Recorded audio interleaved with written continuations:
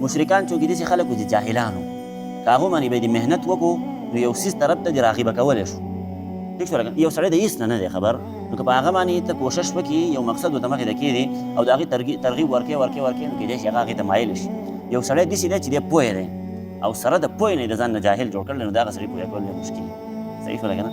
دا قاعده ده، کلیه قاعده ده. ګورئ ښه، نو د دغې وجې نه پیغمبر علیه صلات وسلام د یهودیانو هغه قبلې له دغه ورنه کړله، بلکې دغه چې په مکه مکرمه کې چې کوم بیت الله شریف و نو هغې له یې توجه ورکړله او هغې ته به یې زړه یې دا غوښتله چې بس دغه بیت الله شریف ته زه لمونځ کوم.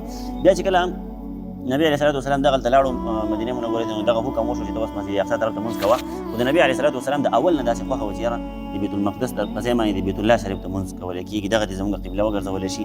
او تاسو ته ما پرون هغه تذکره کړو، پرون کابل پرون نبي علیه صلات وسلام به بار بار اسمان ته کتل چې یاره اوس دغه وحی رانازله شي، چې ما ته حکم وشي چې بس بیت الله شریف ته مخ واړوه.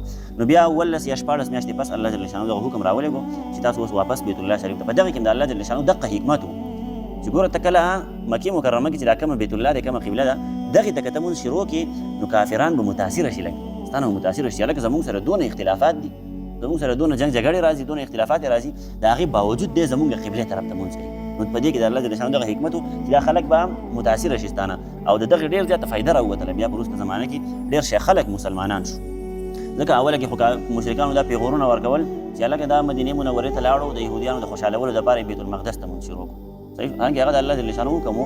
خو بهرحال بیا چې کله خلک مسلمانانېدل نو پیغمبر علیه صلات وسلام ته د هغه خپلې تمنا او هغه خپل چې کوم شوق یې و د هغې هغه فایده او د هغې هغه برکت را ظاهرېدو، هغه ورته ښکارېدل.